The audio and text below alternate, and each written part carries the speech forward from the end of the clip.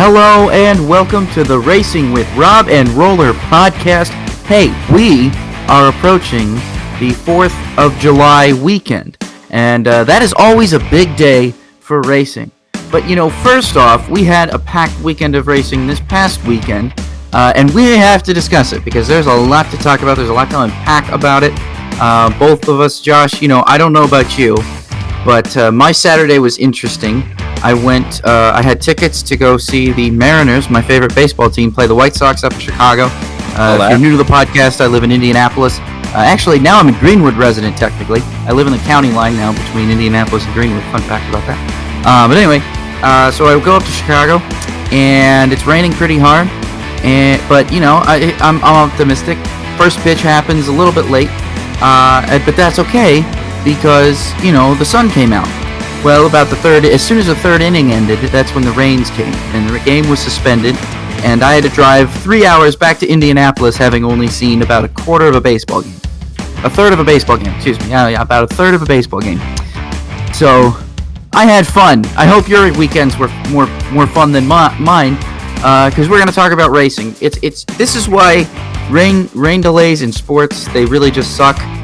In racing, could you imagine if I'd driven up to see a race instead and it got rain delayed and I had to drive all the way back? That would just be awful. So, hey, it happens. Hey, we're all on social media. My name is at rpeeters33. That's RPEETERS33. Josh is at roller_01, and the show is at Robin Roller, spelled just as it sounds, at ROBANDROLLER. We've had a lot of shows go long lately, so I'm going to try and jump through this real quick and jump right into the news with Rob's Racing Report. Starting off with Formula One, changes are coming to the Yas Marina circuit in Abu Dhabi to help improve the racing product. This is huge. I think a lot of people have suggested at least the first change. The last change kind of surprises me. It kind of bums me out because driving that section in racing games has always been kind of fun, but I get what they're trying to do here. So the hairpin that was previously turn 7 is being removed, and a wide corner replaces turns 5, 6, and 7. Turns 11 through 14 are being replaced with a single sweeping turn. That's that final sector, more or close to the final sector that I was talking about earlier. And finally, what currently is turns 18, 19, and 20 will be modified to have a wider radius. So this is going to be very interesting to see if this will increase overtaking at Abu Dhabi. I already thought Abu Dhabi was a fine track. I mean, obviously, I'm glad that they made the change to the hairpin in turn 7. That was overdue. That was much needed. I mean, it just took away. It took away a potential passing zone. It was completely unnecessary. It made no sense. It didn't need to be there. I haven't liked it since they started. I've thought Abu Dhabi was one of the most beautiful modern racetracks I've ever seen. Agreed. But the layout is confusing and stupid. And so now they're simplifying it and making it a little bit more traditional, which I really like because it shows the commitment to trying to keep racing there at that facility, which is a beautiful facility. And then, not only that, but to make sure that better races are held there. Because if you're going to have the season finale of Formula One be here for, the indefinite future, I'm assuming, you want to put on a good show because there's a lot of people who are going to be watching it, especially if the title race goes down to the wire, which it very well could this year. Yeah, you don't want a thud of a race, and I think that's what we've kind of had there for a while. So I applaud these changes. Though I thought when I saw it, I'm like, all right. Awesome. That was my reaction, and I thought it was a good change. I thought they were good changes. So, yeah. I thought they were great changes. Like I said, well overdue. So, hey, we got even more racetrack news. Another great racetrack. So, we lost the Turkish Grand Prix a while ago, but now it's back. Yeah. Thankfully, it's back. So, since Singapore got canceled, they are now adding Turkey to replace Singapore's date. So, we do get the Turkish Grand Prix again. What's that? Can it just replace Singapore permanently? Can this happen? Would be better. Personally, I would be a lot happier if Sepang replaced it, but that's just me. People can call it a terrible Tilka track all they want, but the fact of the matter is, it has some really great elements to it and a pretty darn exciting couple passing zones that are always exciting to watch. So that's just my opinion, I guess. It's not really important to anybody else. Show me a legitimate place to pass at Singapore, and I'll show you two at Sepang. That's true. That's true. I can't argue with that.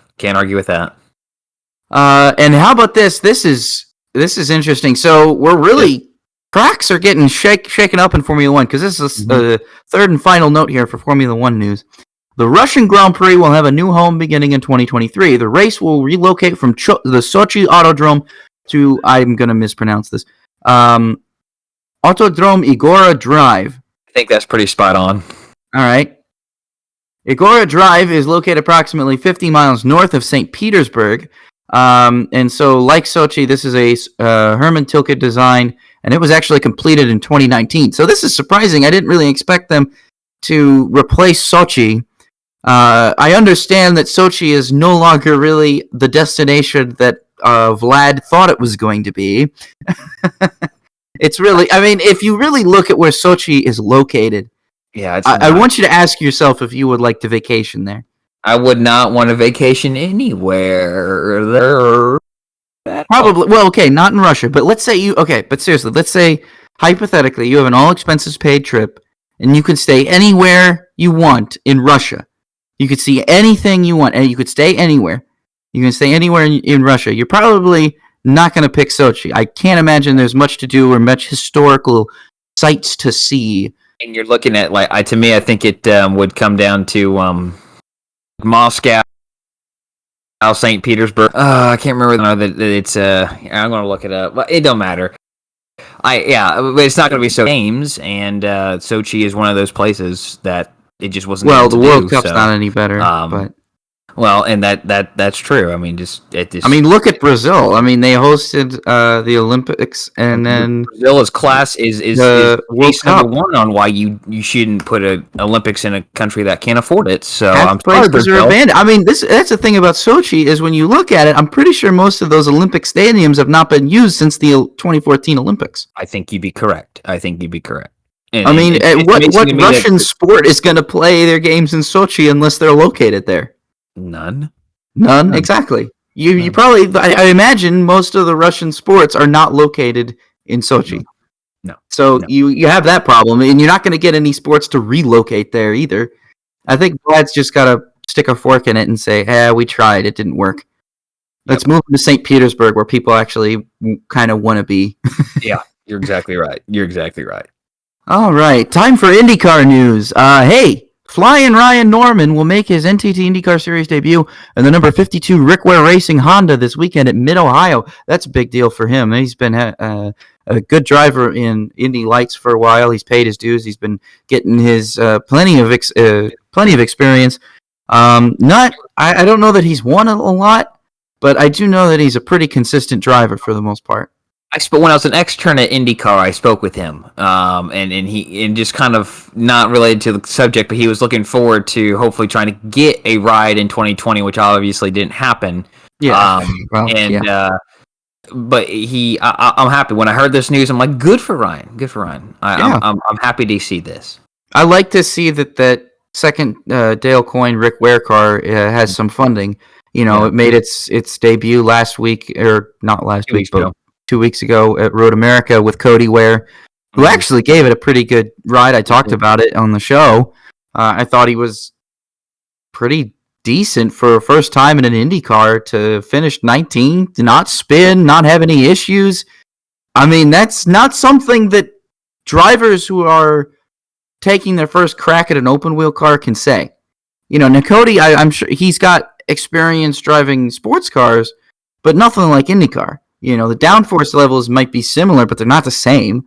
Yeah. Brakes might be similar, but they're not the same. Again, so there's it's a completely different deal. Yeah. Yeah, but again, like I said, this was really good to see that Ryan Norman was able to. I don't know if he brought the sponsorship or if Rick Ware found the sponsorship or what happened, what have you. But that's really cool to see. So good for him. And second and final IndyCar note here. Hey, this broke today. Josh, this is kind of interesting. I think we're getting the idea that this probably might have happened, but a Racer has put out an article that says Andretti Autosport could be in for a lineup change next year, as only Alexander Rossi and Colton Herta are signed for the foreseeable future for next year, basically. That leaves now Ryan Hunter-Reay and James Hinchcliffe without contracts for next year currently. Now, this is kind of surprising to me because, I understand that James Hinchcliffe has been having a terrible season, and Ryan Hunter-Reay has been having a below par season as well, and that's really upsetting but surprising, and it kind of makes me wonder, is it the drivers or is it these teams? Because Andretti Autosport as a whole is not great. It's not like they're competing for wins every week. I mean, Colton Herta is pretty much the only guy that's going to be in the top 5, and if he's lucky. I'm pretty sure if Rossi finishes, he's going to finish in the top 10, or he's going to have a DNF due to something that's not his own fault, or he's going to run poorly. And Hunter-Reay and Hinchcliffe are going to be also rans, and that's not their fault, I don't think, because Hunter-Reay is a Daytona. Come on, what's wrong with me? What am I, Rusty Wells? Hunter-Reay is an IndyCar champion and an Indianapolis 500 champion, so you can't sit here and say Hunter-Reay is not any good. Hinchcliffe, he doesn't have a championship or a 500, but he's won races. He's proven that he can do it, but he hasn't had much success lately in IndyCar, which is disappointing. I think getting dumped by Arrow McLaren so late in 2019, right? That it hurt. I think it hurt his stock as a driver. And I definitely think so. I definitely think so. And it just being out of the car for a year obviously has not done any wonders for him either. I think that's a big problem too. But I think this is more of an organizational deal. I can't put the struggles on Rossi in 2020 or his struggles right now on Rossi. I think it's an organizational deal, and the only thing that's clicking at Andretti right now, and even that is somewhat spotty, is the 26 car of Herta. And that's kind of sad to see, because this team should be, part of it is the big three. They're part of the big three, but right now they're the 5th best team out there, if that. Yeah, if that. So it's sad to see. It is sad to see. I mean, they're still a good team. They're still a fast team. It's not like they're finishing dead last every week, but it does seem like they have had a lot of issues in the past couple of years with getting their drivers up to speed. Yeah. And that's just the way things go sometimes. Moving on here into NASCAR news, Kaz Gralla, who is a road course specialist, I guess. I didn't know he was a road course specialist. Yeah. Is that why he's been at all the road courses and doesn't have a full-time ride anywhere? Okay. Yeah, unfortunately. That makes sense. So he's going to drive for Jordan Anderson Racing this weekend at Road America in the Xfinity Series. So again, Jordan Anderson has that number 31 car that he's been trying to get into the Xfinity Series and get it qualifying, and he's successfully done that now, I believe. He's got the owner's points now, I think. He's got pretty much the owner's points to stay in the rest of the year, as long as they don't, garbage their races. So, I mean, they can finish top 15. He's good. He's solid. So that's good for Kaz. And now, how about this? This was like a Stern bomb that broke last week. This was crazy. So, like I said, we had a lot of crazy Formula One news with track announcements. Well, NASCAR is already kind of getting into silly season almost with everything. So it is believed. This is Adam Stern reporting it. This is everybody else kind of confirming it as well. Most of the rest of the media bullpen confirming it, or indirectly confirming it, I guess, is more so how PR people are going to go about it. When you can't spill the beans yet, you're going to say no comment. Well, no comment is still a comment. Yeah.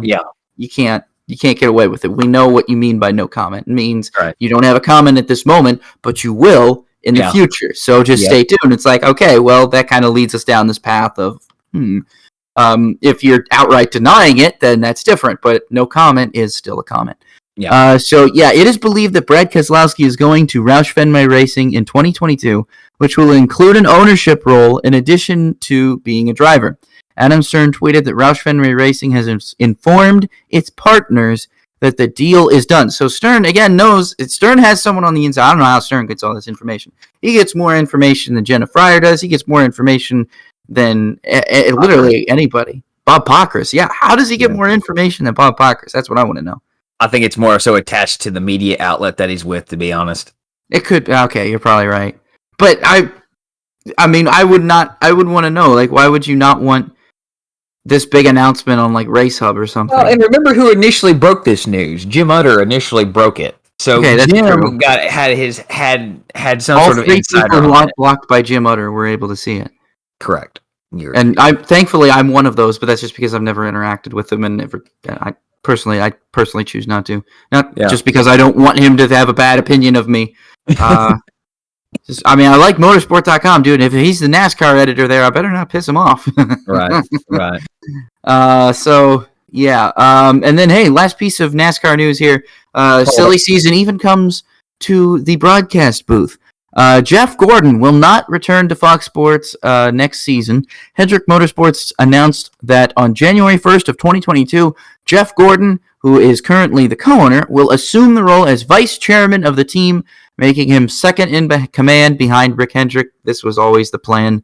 This was never a secret. It was never a matter of if, but when. And everybody, I think, knew that.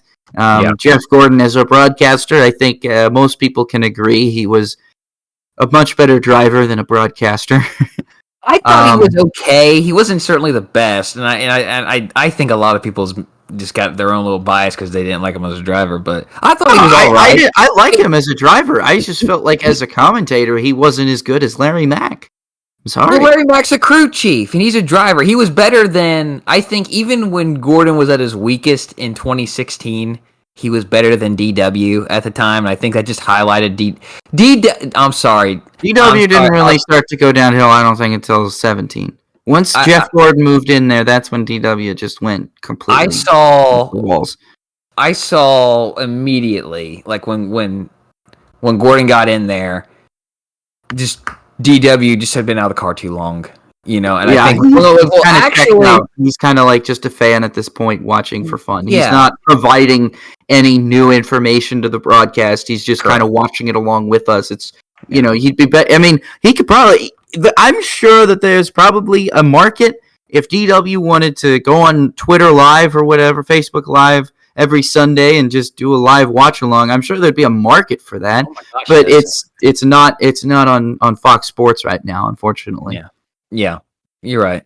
I just it'd be interesting to see what Fox does next year, because I assume Clint Boyer's coming back. I'm sure he's got a multi-year deal there. But Clint's been great. Clint's been highlighted. I mean, Mike Joy and Clint Boyer could be fun, but I think they'll put a third person up there. I don't think they're going to do a two-man booth. Look, man, I love Larry Mack and Clint Boyer's chemistry already. So it really just... Clint Boyer's a perfect person to succeed DW. It's probably going to be Jamie McMurray. Let's be honest, it's going to be Jamie Mack. I want it to be a crew chief, though. But okay, Fox has... You can't have two drivers in the booth. Two drivers in the booth doesn't sound right. That's why NBC bothers me when they put Dale Jr. up there, too. Because it's like, no, you already have one. You have Steve Letarte, you have Jeff Burton, you have the crew chief, you have the driver in this. You don't need another driver up there. I understand everybody likes Junior. We're all on the Junior retirement tour still. But for the love of all that is good, look, guys, you only need a crew chief, a driver, and a lead analyst. This is how everyone works. I think it's nice to have two opposing driver deals, though, because just Jeff Burton and Dale Jr. don't always agree, and I think it's great when you have that little disagreement on either whether it's strategy or a driver decision on track or how a driver has interacted with another competitor out there. And with Larry Mack, Fox spent all this money on this crew chief setup or whatever they called it. I forget what they called it a few years ago, where they built this thing just specifically for Larry here in Charlotte that I don't think they're going to just say, hey, Larry, we want to put you back on the road unless they feel like that's the best option. I think it'd be nice to at least get him back at the track, but I do think they'll put a second driver up there with Clint. I hate to bust your bubble on that one, Rob, but that's just my opinion. Okay, here it is. Never mind. I was hoping for something. I know you're busting my bubble here. I'm just hoping and praying for literally anybody else. Anybody like Wally. Give me Wally. He's not doing anything anymore. Maybe, but I know he says his broadcasting career is over, which is disappointing. But Oh, well. All right. Well, let's move on, Josh. We're about 20 minutes in, so we're actually we stayed on topic relative. No, we didn't. I'm kidding. We got way off topic for a minute. Hey, you've had some Rob's Racing reports that went 30 minutes deep, man. So I'll take 20 minutes as a win. Okay, we'll take it as a win then. We'll move on to the featured paint scheme. Everybody loves the featured paint scheme. Tell us about your featured paint scheme. Do you want to know? I'm issuing a challenge to our listeners. You know, if when we say what year and series the featured paint scheme is, you know, you guys can get involved in this too. Tweet us at us. You know, like, dude, you guys are as much of this part much of a part of this show as we are. So believe me, when we're giving our featured paint schemes, if there's one that you think we missed or you're like shocked we didn't talk about this, like, how can you not talk about this? What is wrong with you? You know, dude, feel free to just go ahead and tweet us. Like, we want to know. We'll retweet you probably. I don't know. I'm sure the show's account will. I can't guarantee me or Josh will, but I know the show's account probably will. So yeah, seriously. So the featured paint scheme this week is going to be the 2011 NASCAR Nationwide Series. Now, last week I talked about Kyle Busch's NASCAR Nationwide Series scheme from this year, the Z-Line design. So I had to pick another one, which was actually quite fun. I enjoyed that. But before I go, I'm going to turn it over to Josh, and he's going to give his pick first. So, Josh, why don't you go ahead and tell us all about who you picked, the car that you picked for this week's featured paint scheme. Yeah, remember I moved this back a week, and I had already picked it. Well, I just finished typing this out, and I'm like, boop, light bulb went off. Let's do Kyle Busch one. So I'm going with a one-off for Turner Motorsports, James Buescher's number 34. Yes, 34 Exide battery Chevrolet. If you're familiar with Buescher's number 31 Exide batteries truck that he raced that year, take that paint scheme and paste it on the 2011 Chevrolet Impala. What an ugly car. The car was base blue with waves along the sides that had like a dark blue-purple kind of tint.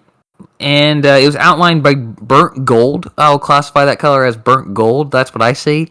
The number was the same font as the rest of the Turner entries at the time. I take this.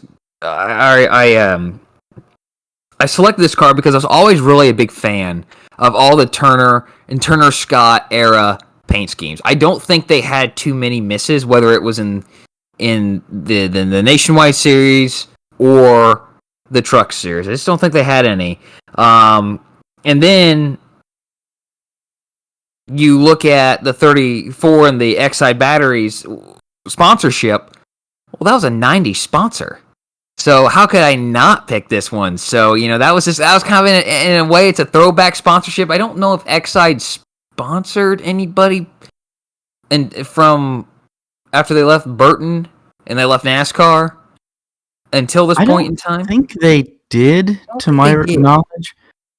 No, actually, they did sponsor Johnny Benson's truck in 2008. That's right. They did sponsor the Bill Davis. I think that was the extent of their sponsorship, if I recall correctly. Yeah, and that was just a few races. So, and obviously that was a forgettable one. So I'm sorry, Johnny Benson and Bill Davis Racing. So yeah, I went with this one. And the 34 was kind of like the 46 of Hendrick Motorsports. It just had a couple races, so that was kind of cool. So Buescher, this only start was at Bristol in the spring. He started 16th and finished 13th. The winner that day was Kyle Busch. So I think I've always liked this car ever since I remember it being announced that he. Or actually, I didn't even think I saw the announcement. I think I just watched the race and I'm like, ooh, 34. That's new. So yeah, that's why I went with this one. Just one-offs are fun, Rob. I know you love your one-offs, and well, I think we all love the one-offs, man. We just wish there were more one-offs. So Rob, why don't you tell us a little bit about yours? Well, speaking of one-offs, I picked a one-off too. Yes, you did. I feel like you segued pretty well into that. So my selection is Kevin Harvick's number 4, One Main Financial Chevrolet Impala.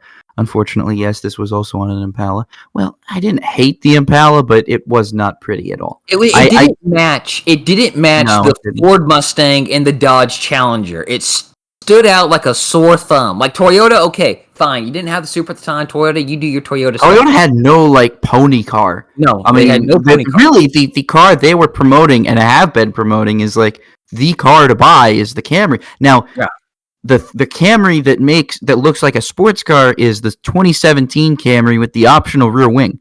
Yeah. Have you ever seen one of those out in real life? I have seen numerous of those. Those are down beautiful. Here. They don't look like a boring generic sedan of a Camry. Those look like hot cars, and I like the fact that Toyota was like, "Oh, what? You think the Camry is like for moms and for generic people? No, watch what we can do to the Camry to make it look like a freaking sports car. Oh, we'll bring back the Supra too, but look at what the Camry looks like right now." But yeah, no, you're right. The Impala was so out of place. They needed to, as soon as they brought in the Camaro, everything. Well, I forget, like Chevrolet.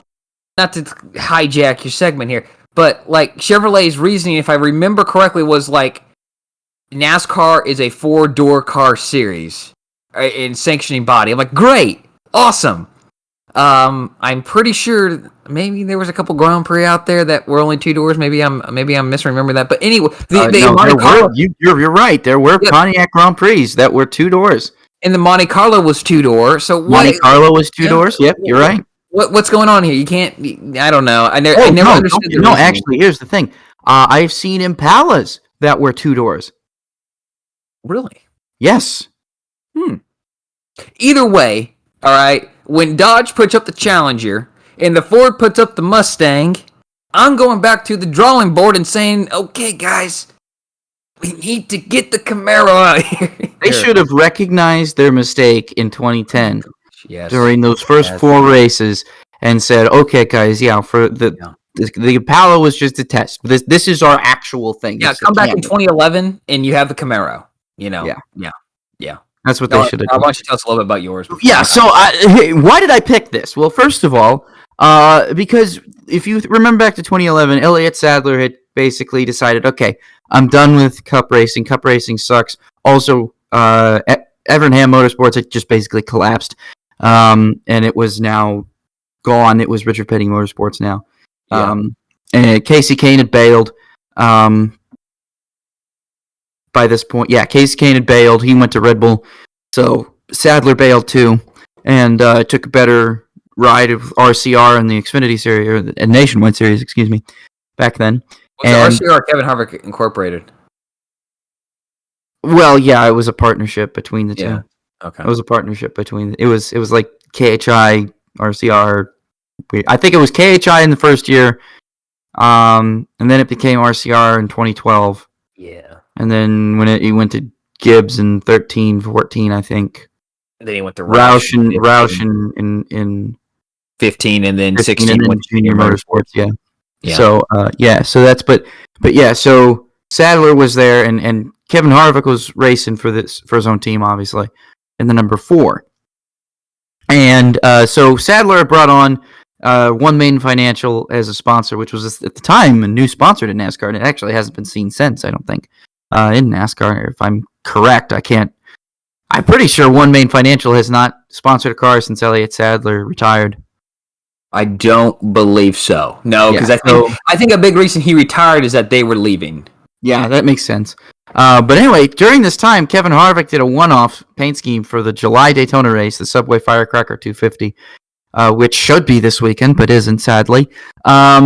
It was much different. So Sadler's car was white, and it had light blue on the bottom circling around the car. Now, Sadler's car eventually changed up its paint scheme in the next year and the following years, but Kevin Harvick gave us kind of a foreshadowing to what those paint schemes were going to look like, because Kevin Harvick drove a darker blue paint scheme, a One Main Financial paint scheme that was this. Now, it had the same light blue as Sadler's car on the bottom, and but it was a very different idea of a paint scheme. It was almost like an alternate paint scheme that was made for One Main Financial. So it was really actually cool to see this and to sit there and think, okay, you're seeing this 2 cars sponsored by the same company, but they look entirely different.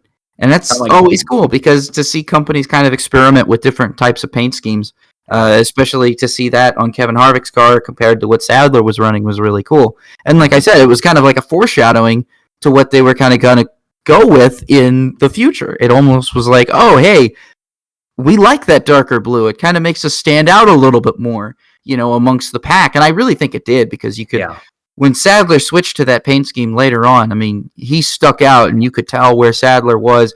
If at like a race at Daytona or Talladega, you knew exactly where Elliott Sadler was, because that car was so iconic, I think, or that paint scheme was so iconic. So, but yeah, so like I said, Harvick, this was his last year with KHI as a team.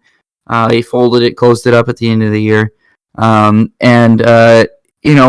This car finished a mediocre 18th at Daytona in its one-off attempt. So again, I don't know what to say about that, other than I don't think the team showed any signs of struggling there. So I think that was just down to getting shuffled out of the draft or whatever. I can't remember the race off the top of my head. It was a tandem draft 2 race, so I haven't watched it in a while. But yeah, that's my featured paint scheme for this week.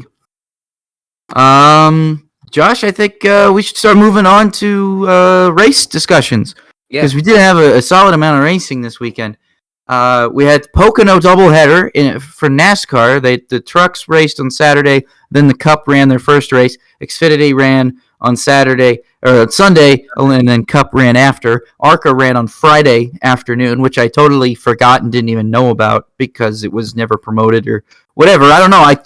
Someone posted about it in a racing group I'm in on Facebook, and all of a sudden I was like, oh man, there's an ARCA race on? I thought there would be, but I wasn't sure. And I turn on FS1, and Ty Gibbs is driving someone all the way down to the apron, and good gracious. But and in the Truck Series of Pocono, actually, here's how I watched this. Like I said, I was driving up to Chicago. And I put this race on from the radio, and I'm just kind of listening to it as best I can, so I'm able to listen to it. The truck race was. It didn't seem like it was a bad race. It seemed like it was pretty interesting. Like I said, I didn't really get a chance to see it. I listened to it, but from what I was able to hear, I don't know if this is because NASCAR on the radio is more exciting sometimes than NASCAR on TV. Especially Vince Welch is way worse. I don't know why I haven't just listened to the radio instead of the FS1 feed. There's people who do that, who will turn the race on to television, hit mute, and listen to the radio. I did that when Paul Page came back to IMS Radio in 2014, and I felt really bad about it because I was doing it over Alan Bestwick. Oh boy! And I still feel bad about it. Sleep at night. I didn't. Well, okay, look, it's Paul Page. I had to hear, and I only did it for St. Petersburg. I didn't do it for the other ABC races. Okay. I only did it for St. Petersburg. So I just wanted to see what it was like. I only did it for St. Petersburg, and I didn't do it ever again. But when I was in the car listening to it on the radio, I was excited because I was like, oh man, I'm going somewhere while there's a race on. Oh, I got to put on 1070, listen to Paul Page. That was cool, but John Hunter Nemechek ended up winning the race at Pocono in the Truck Series. And then how should we do this? Do you want to move on to SRX next? Because I just wanted to say that the truck race was pretty good. I had to rush watching the end because I had to get ready for work, and like basically when John Hunter Nemechek took the checker flag, I picked my keys and left. That's kind of how this race timed out for me on Saturday. So I didn't get to watch the first Cup race. I know how it ended, but I didn't get to watch that race. Again, I'm not a fan of trucks at Pocono. It was however, I will say this, as is a theme in 2021, okay, it actually was probably a better race than it should have been. Which is good for Pocono, okay? No, Pocono had great races this weekend. I think almost every race at Pocono was a really good one, and I was on my feet. I was on the edge of my seat in almost every single race, watching almost every race. I mean, John Hunter Nemechek kind of just ran away with the truck race, but it didn't mean that there wasn't good racing in the back of the field. It sounded like there was a lot of really hard racing in the back of the field. The trucks at Pocono, I understand it's a mixed opinion, but when they first announced it, I liked it a lot more than Xfinity at Pocono. I felt like Pocono was a place where it was there's certain tracks that the trucks don't go to, and then there's certain tracks that Xfinity doesn't go to. And I felt like, Right. It was fine bringing trucks there because they had lower horsepower, much lower horsepower, at least back then, back when they first came. And so they were almost full throttle around there, which was really fun to watch, especially through the tunnel turn. That was really interesting to see that. So I didn't hate that. But I think Xfinity has kind of diluted it because I felt like, Xfinity should be somewhere else. Well, again, I think it's just one of those deals where Rob, I can blame nostalgia for this. I just wish Nazareth was still around because the Xfinity Series and trucks should be going to Nazareth and not Pocono in my mind. And I think that just is that early 2000s mindset. But for this race, it was good. I mean, I really was disappointed when Zane Smith's team was penalized. Coming to the end of stage 2, he is second. Sheldon Creed is first. They both pit coming to 2 to go, and as we know in the rules of NASCAR, all right, pit road closes with 2 to go. Well, he was 6 car lengths off the line when I forget who the leader who won stage 2. John Henry Nemechek. So it must have been John Henry Nemechek who took the lead there. Cross the finish line, pit road closes. Sheldon Creed made it fine, but Zane Smith didn't. He drove his way back up to 8th place finish.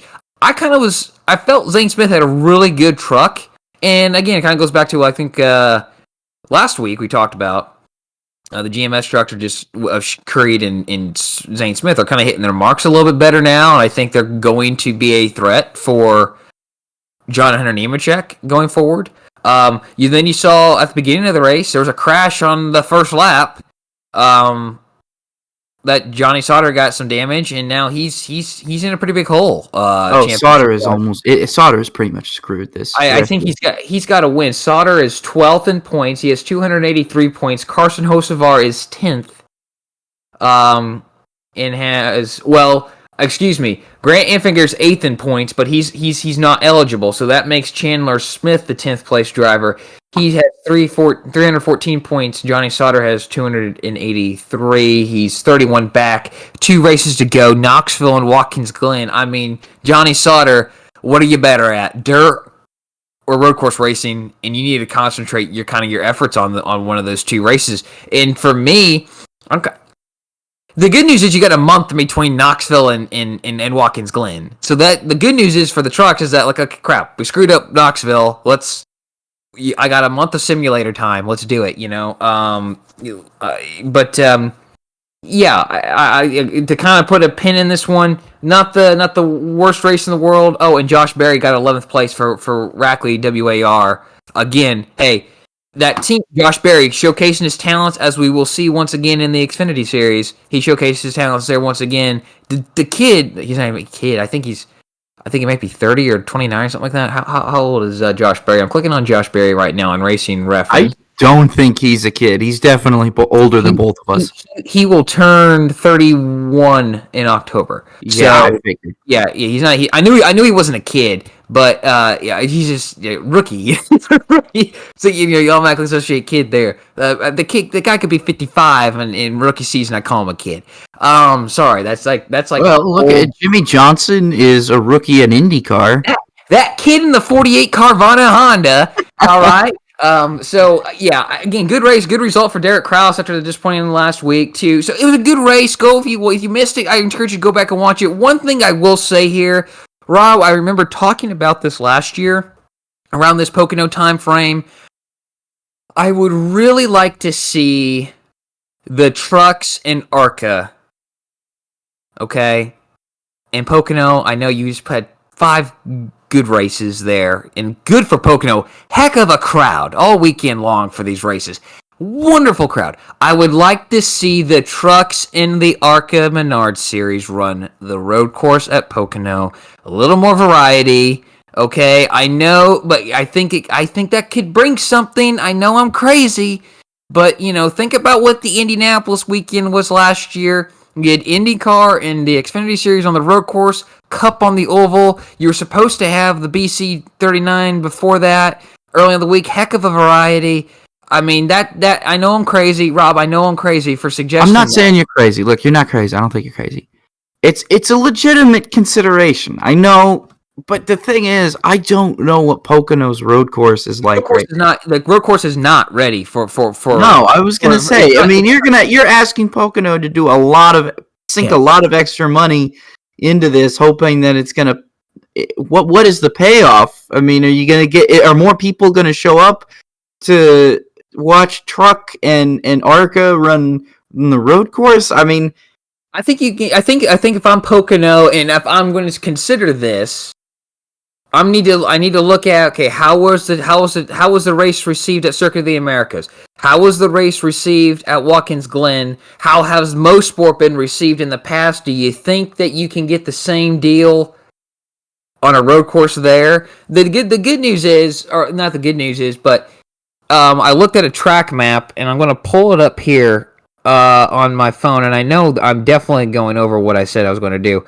The only true, real road course section in the infield would be basically cutting off the short chute down to pit road entrance going through this. So if you go to racingcircuits.com, you can actually see the different track layouts, and I felt like this one would be a good one. There's a chicane on the Long Pond Straight off the exit of what is Oval Turn 1, okay?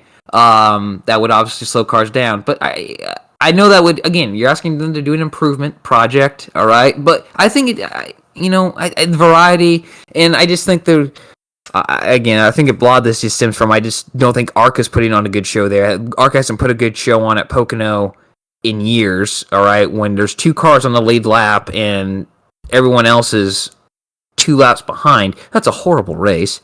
I think their stage breakup that they have has helped that. But, and then Truck, traditionally, to me, just has not put on a good race. But this year, okay, 21, whether it's IndyCar, whether it's NASCAR, whether it's Formula 1, tracks that aren't supposed to put on good racing in the current environment have put on good racing. So, all right, I'm going to move on. Rob, let's go on to SRX. Yeah, SRX was fun. I got to tried to listen to that as best I could driving home from Chicago.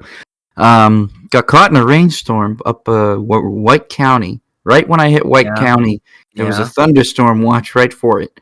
That's a great place to get in a thunderstorm warning. I remember on a field trip back from Chicago, it was around that Rensselaer area that we had to pull off the road in like not shelter in place basically because of tornadoes in the area.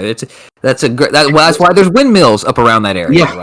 Yeah, it was a really crazy experience because once we got to Lafayette city limits, all the rain was gone. Like the sun was, and it was just right over Lafayette, but all of that area, just nothing but rain, and couldn't for most of my time. Anyway, I'm not gonna worry people. But SRX weekend, and that was a really fun show. I enjoyed that play. I had it on DVR. I ended up watching it before I went to bed. It looked fun. It looked like it was a lot of fun out there for everybody. Of course, Tony Stewart doesn't win at Eldora. I'm gonna really wonder: does Tony Stewart still have it? Like if he doesn't whip the field at Eldora, and boy, I gotta tell you, drivers are really mad at it. Be fun. Drivers are getting mad at each other, and Paul Tracy is just the ultimate heel at this point. He's literally just doing things to make him anything to apologize for. He's just an unapologetic butthole, I guess, is the best way to say it. I almost swore on the show. I don't want to do that. Series is designed for the fans and the fans in mind, and Ray Abraham, Tony Stewart have created this great series for that. But these characters, I think this is a great point that, I don't know, IndyCar is different, but NASCAR especially, they don't, it's proven, you have Michael Waltrip, the funny guy, who he's self-deprecating in his head, also calls out people without saying their name, and it's fantastic. And then you have PT, who is just taking everything super serious. Tony Kanaan and Ernie Francis Jr. Oh my gosh, what is that all about? I thought they were going to get out of the I had no idea why Michael Waltrip was upset with Ernie Francis. He hits me every time. Michael, I don't remember a time Ernie Francis has hit you this series, but I'm pretty sure Ernie's been in front of Michael most of these races. I think for the but he has raced some clean. I can't remember. I guess I'd have to go back and watch Stafford and then Knoxville to see what exactly, if they actually did come together. Maybe I'm just not remembering the heats well. I don't know. But yeah, I agree. This race is fantastic. 3 for SRX, and I just am so bummed that we're halfway through this thing. And did you see that the ratings are very stable? Mm-hmm. Like they actually, the ratings for Eldora were higher than the ratings for the first 2 weeks. Yes, I mean, and that's good. It's growing. It's got comparative numbers to the. I know it's got more higher numbers than the truck. I think it's kind of got comparative numbers to IndyCar, maybe. Yeah. No, higher than IndyCar. It's actually higher than IndyCar. It's much higher. It is actually closer to truck and Xfinity style ratings. Yeah. Yeah, but it's really close to Formula One. So look, it's F1 ratings are going up a lot. Yeah, and I will say this too. I like how the broadcast. Something has changed every week. They've improved the presentation every week. I really wish they would have a pylon instead of no. I know, Rob. I hate pylons. But one thing I will criticize CBS for, there was a point in that feature race where, I know we're supposed to talk about the race, not the broadcast, but there's a point in the race where they went a number of laps without flipping it to the second half of the field. I'm like, I want to know what's going on back there because I'm seeing 1 through 6 and I'm seeing 1 through 4 on the screen. What's going on in the latter half of the field? Where is everyone going? You know, are they racing? Are they close? They didn't flip it. That's fine if you're watching F1 or a fuel mileage race or NASCAR, IndyCar, whatever. That's fine. That's when pylon is fine. But pylon, look, this is my big thing. The pylon takes up too much of the screen, and I hate it. I hate it. It just you really think the NBC pylon takes up that much space? It does. The NBC pylon is worse. The Fox pylon is awful. The only one that does it right is F1. F1 is the only one that does it right. And see, I don't know why. NBC and Formula One are comparative. I hate Supercars. Supercars has one of the worst pylons. Well, I personally prefer the pylon. It's better than what it was a few years ago. I like the pylon. I think, and even then, you wouldn't need to have it all the way down the screen with only 12 drivers in the race. So I think that would be an advantage. Or you could make it skinnier and have the first positions take what would traditionally be the first and second position or something like that. I don't know, but I like it. But for the race itself, I thought it was good. I like the bumping that was going on. There's multiple lanes that we really didn't see in Knoxville. Knoxville, you really had to set a guy up. Not in Eldora, you were able to move around, and I think that's what made the truck races so good at Eldora too. Someone please free Bill Elliott. Oh, I know. Please free Bill Elliott. Free my buddy Bill Elliott, please. Well, are we talking about just his struggles, or is there something else? Yeah, just like free him from his struggles. It's a meme. I'm just trying to be funny. I'm sorry. Oh, it's a meme. I must have missed this. But yeah, I think it's that's been a rough one to watch. Particularly this, like he's been also has been run. You know, he just has. He hasn't had an opportunity to do anything. No, like, it's not even his fault. I don't think Bill Elliott. I'm sure. He's obviously one of the older drivers. I mean, I don't know how many other drivers out there have kids that are cup champions and that are, a month older than me. Yeah. A month younger than me, excuse me. I'm a month older than Chase Elliott. I don't think, I'm just going to go through the run in order there. No, I don't think Michael Waltrip's daughter, Macy, is as old as Chase Elliott. She's William Byron's age. She's William. Oh, she's. I didn't know that. No. I thought she was like still in high school or something. I don't know. No, she's William Byron's age. I'm old. Yeah, I know we're old, man. But yeah, a good race. I enjoyed it. Good format. I like they kind of got the timing wrong on one of the heats, but I couldn't tell if that was the broadcast issue or officiating issue. Either way, it doesn't really matter. But yeah, look, I can't wait to IRP this week. Back to pavement, see what these guys can do, and these cars with the central, balance of them, it's gonna be fun to watch. If my boss is nice to me, he'll give me another Saturday. He'll let me take another Saturday off to go see. Why is your boss giving you credentials to go cover it? I prefer that, but if I Did you can, ask? I'd like to at least be able to see it. Did you ask? No, of course I haven't asked. You didn't I ask? asked him if I could go to Chicago. Okay. But you didn't ask, like, kind of have credentials to cover this race? How am I don't know. I don't know. I don't know. I don't know. Oh, all right. I should all have right. probably. Okay, let's go to Formula One because we had the Styrian Grand Prix before the Austrian Grand Prix, which is interesting. I kind of figured Austrian would be before Styrian, but Yeah. I digress because that's how it was last year, wasn't it? Well, I don't think they wanted to open up the year with a one-off race, and so they opened it with. It's not a one-off race now. It's not. Well, it wasn't supposed to. It was supposed to be a one-off race. We were supposed to be going wherever the heck we were supposed to be going, and I forget what happened. There's so many schedule changes this year. I can't remember where we were supposed to go. But yeah, I just think they wanted to do the Styrian first, and ending at the Red Bull Ring was going to be Austria. But let's talk about the Styrian Grand Prix. Yeah, it was. I had a lot of fun watching this race. I got up.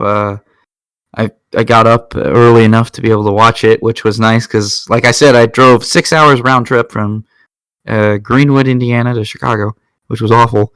Believe me, it was awful. I got to see three innings of a baseball game that I was supposed to see 9 innings of, whatever. But I was able to wake up in time to see Max Verstappen take this win. And holy cow, I got to tell you something. This race was. It just didn't know what to do. It was like it pulled at your heartstrings, and then it had a semi-rewarding payoff because it wasn't a Hamilton victory, I guess. I mean, if you're a Hamilton fan, I just assume that you're just depressed after this race.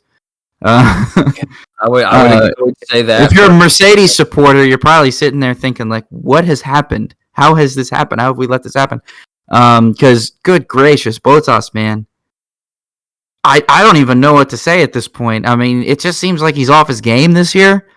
Well, I don't want to say he's off his game, but I think he's been better. He's had better performances. He's had race-winning performances that it just surprised me that he's not on the level that I think he was last year. And I don't know if that's because Red Bull is so much better, or because Perez is so much better, or just a combination of all three. I think we're seeing the real Bottas. I think we saw where the car last year masked some of his faults, and now he's frustrated. I think we see he's. I don't want to call a driver sensitive because they all got to be competitors, but I think he's a little. He's not sensitive. He's a little. Bottas, from what I understand, he's trying to be like thick-skinned Kimi Räikkönen. I don't care.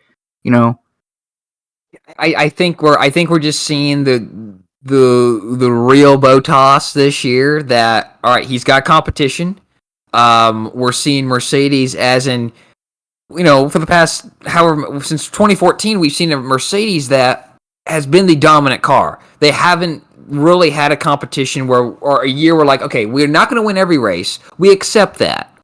All right, Ferrari's going to crack off a couple wins. Red Bull's going to crack off a couple wins. But at the end of the year, we're going to march into the season finale race, having already wrapped up the Constructors' Championship, already wrapped up the Drivers' Championship. And you know what? Hamilton's probably going to have wrapped it up a few weeks prior, right? But this year, they've had to kind of put the concentration on Hamilton because, really, think about it. Do you want Hamilton to win the Drivers' Championship and get his 8th championship in a Mercedes? Or do you want Bottas to get his first championship? You're good. There's always favorites. I'm sorry. We don't have a number 2 driver. We don't have a number 1. Bullcrap. Okay? Bottas. It's clearly becoming bullcrap now. Prior to then, you could have made I think it was very obvious and hard to argue one way or the other. You had good points were made on either side. This year, though, it's like, okay, come on, dude, you're not fooling anybody. We know who's number 1. We know who's number 2 here. If these guys were both equal, then last week you wouldn't have swapped cars. Correct. Absolutely correct. So, yeah, I think Bottas is frustrated that he is now officially like, well, what I've been told is a lie, or he has ignored the truth since he arrived there in 17, okay? And he's now frustrated that Max Verstappen, who, I'm sorry, is more talented than you, is beating you and your teammate. Okay, Verstappen's more talented than, like, most of the grid. That's my yes. But he's now. I think he's kind of been in denial about it, and now he's got Sergio Perez, this guy who has been not great up until last year for the most of his career. All right, not necessarily he isn't a great driver, but he hasn't had the best results. Okay, yeah, he hasn't had the best results primarily because he's been held back by his loyalty to Force India ever since he left McLaren. And McLaren kind of gave him a screw job, basically took him on way too soon and expected way too much of him when he was way too young. Yep. He had just come off, he was literally driving for Sauber the year before. And then he just gets moved up to Mercedes like it's no big deal, or McLaren like it's no big deal, to replace Lewis Hamilton, and he's expected to perform next to Jenson Button. It's like, it was never going to happen. He was way too young. He was way too inexperienced. But he had all this time to go to Force India and Racing Point and whatnot, and basically be able to build his career back up from that and learn being in a really good midfield car and be able to compete for podiums. I mean, he was in contention for podiums. You could argue Perez was going to score points or get a podium almost every week if he didn't crash. And it didn't matter. Mercedes was going to sweep the podium plus Verstappen and Red Bull. But if something happened to either of those, it was always Perez that was like, okay, here comes his chance. Yeah, and I think that's what Bottas. I think just Bottas has been protected by Mercedes dominance. All right, and maybe the community has as well. I think he's flustered. I just think he's flustered, and he's kind of. I think he knows he's not coming back next year. He knows he's not, so he's kind of rebelling. He's flustered and he's rebelling. I think that's a dangerous combination for a race car driver, in his performance, his or her performance. So, Mercedes has got to figure out a way to crack off finishes, like to at least get Bottas in third if they're going to have a shot at this Constructors' Championship. And I don't think they're going to be able to do that. I think it's going to be a down to the wire at the very least between Red Bull and Mercedes in the Constructors' Championship. To me, that was a very intriguing part of this race. And if Sergio had one more lap, he's third place, not Bottas. And the other thing I wanted to say was, dang it, George Russell. I think he was going to score a point. I think he was going to grab. He was. That's heartbreaking. I mean, I actually thought about this other race. Which one was more heartbreaking? And I know I'm crazy for thinking this. Is this more heartbreaking, or was Bahrain last year more heartbreaking? In the Sakir Grand Prix, I think this one was a little bit more heartbreaking because it was was almost done in a Williams. Yes, and I feel that way myself. So I'm glad you think the same on that one. I'm thinking I'm saying here crazy, because I think he knows. I think that what will be the worst kept secret is that he's going to Mercedes next year, and that he's Williams' best shot to get a point. If he doesn't go to Mercedes next year at this point, okay, look, this Perez doing as well as he is should be a wake-up call to Mercedes and say, hey, we can no longer just have one, we can no longer rely on Lewis to carry this team. We have to do what Red Bull is doing and get two drivers that are much closer in a skill and ability. I mean, obviously, this is no disrespect to Sergio, because I like I said, I sing his praises every single time I can. But he's not on the same level of Max Verstappen. Nobody is. Verstappen is on a level of his own. I would put him on a different level than Hamilton as well. He's just in a completely different level. Where that level stacks up is based exclusively up to preference and opinion. Yeah. But I would put Hamilton on a different level than Verstappen, and Verstappen on a different level than Hamilton. But that doesn't mean they're not still close together. And the same goes for Perez and Verstappen. Just because they're on different levels doesn't mean that they're not still close to together in skill level. Perez is a much better teammate. It's probably the best teammate that Verstappen could ever have, because I think you're looking at a situation where, when has Verstappen ever had a teammate that's been older than him? I mean, outside. Okay, excuse me. Ricardo was older. Excuse me. I take that back. When has he ever had a veteran like Perez. I mean, Perez has been in F1 longer than Ricciardo. So I'd say that. And when has he had that kind of veteran leadership? Because I don't think when he was with Ricciardo, when Ricciardo was there, I don't really know how much they talked. I don't really know I don't think they got along. I don't think they got along. That's possible, and that could be why Danny Rick split. I don't know. But the way it seems right now, it looks like Perez and Verstappen are gelling well as teammates, and I don't think Perez is, jealous of Verstappen. I think he's just happy to be in a car that can win.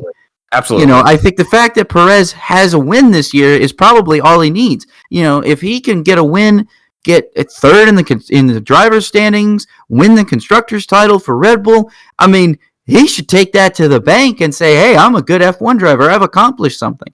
And he can do it again next year and whatever. And it could be an even better fight next year, because if what we're saying is true, and what we're assuming, I guess, is true, is that George Russell will take over as Lewis Hamilton's teammate next year, then I think you could be having one of the greatest championship battles in the constructors and drivers titles, because it will be interesting to see Russell and Perez kind of go head to head in competitive cars, equal cars almost, whereas you've seen Perez just be able to destroy Bottas in almost every facet of the race so far this year. Yeah, absolutely. I don't have anything else to add to I don't either. F1 there. Let's go. I'm talking a lot because I want to keep this show relatively short today, so I'm going to move on to the Xfinity series here. Austin Cindric won the race. He had a really good run. Justin Allgaier looked really good, and he actually got called up to the Cup Series race the next day because the next couple. Yeah, he called up to the Cup race later that afternoon because of a very hard accident by Justin Haley. Scared the crap out of me. I got to tell you, man. I wanted to say something. This is the only thing I really had to say about this race. A good race, as I said with the truck race. I think all the races were good. I think it's time for Pocono to reevaluate. Here I go, picking on Pocono tracking. Pocono, I love you. I love your track. I think one other thing I'll praise Pocono too. If you like what you saw at Pocono, you like Indianapolis Oval. You can't have it both. You can't have it one way or the other. I'm sorry. Yeah. But I think it's time for. I'm glad you agree. I knew you would agree. I think it's time for Pocono to reevaluate how close the inside barriers are on the short chute in the backstretch. Because back in the day, yes, it was worse. You had grass, long skid to an Armco barrier. That's no one wants that. But you could back the barriers up further and still have pavement and have more time for cars who are spinning to scrub off speed. And those safer barriers bounced him back into the traffic. That's a big red flag there to me. I was like, ooh, this is what I've been fearing would happen. We really haven't seen this happen. Our car hit at such an angle that it would bounce out. We're very lucky that more cars weren't involved. Justin Haley didn't get tossed around like a pinball in a machine. So we're very lucky that he just kind of really had the wind knocked out of him, seemingly. I think he posted something that he's feeling good. So yeah, I think it's time they need to move those barriers back. I don't know how. I would have to. I'm not really good at the whole measurement thing, but they could, even if they back it up halfway to where sort of the campers are now or where it used to be, it would be better. So I just, that worries me. It's the same thing. The same issue I have like at Talladega and at these tracks that have the walls that jaunt out towards the racing surface. That's a bad idea. Those are things that I feel like are cheap corrections, but are easy corrections for driver safety. All right, that's all I got for that. I mean, that sounds fine. We can move on here into the Cup race. Race 1, like I said, I actually had more time to watch this while I was waiting for the rain delay at Guaranteed Rate, stupid name, field. It's Comiskey Park, screw it. It's Comiskey. So I had plenty of time to watch this race, just sitting there on my phone, watching the rains delay the game, waiting for the inevitable when it got called, and just like, all right, now I have to drive 3 hours back, and I barely got to see the ball game. Believe me, guys, I gotta tell you this. I'm kicking myself now. This sucks. I'm trying to laugh about it as best I can, but man, it sucks. Mariners. I look. I live in the Midwest. The Mariners play out west. I never get to see them, so this is the only time they're gonna come this side of the Mississippi. Really? Well, I think they probably have other East Coast games, but like in the Midwest. So like the only games that I could get to realistically. Cleveland and Detroit are really only close other options. Yeah, and I'm not going to either of those places because do you want to go to Cleveland or Detroit? I mean, I didn't even want to go to Chicago. I wouldn't want to. I mean, yeah, that side of Chicago, no. I wouldn't want to go to. I said 3 times because people wouldn't let me in. You what? I missed my exit 3 times because Chicago drivers refused to let me in. Well, first off, Chicago is the poster child of they need another dang interstate around the west side to divert traffic. But we won't. The interstate has. I didn't realize this. The tram system goes through the interstate. Yeah, you didn't know that? I did not know that. I've only been to Chicago once prior to Saturday. Yeah, they have that. But yeah, I mean, they need to build another interstate around the west side to divert traffic who are going towards Des Moines and up north so they can bypass downtown. That's totally different subject. Yeah, that's why you missed your traffic because you're rude drivers and that you're just too darn congested. Yeah, I agree. I understand the frustration. My dad hates driving through Chicago on his way to Iowa. It's something that personally I don't know that I want to do again. I really hope that we can get an interleague matchup next year against the Reds instead of having to play the White Sox. Oh my gosh, Great American Ballpark is so easy to get to. Oh, I love dude, I've seen Reds games since I was a kid. I would 110% prefer to see the Mariners play the Reds. At least I could get some Skyliners there. I expect better. You're disgusting.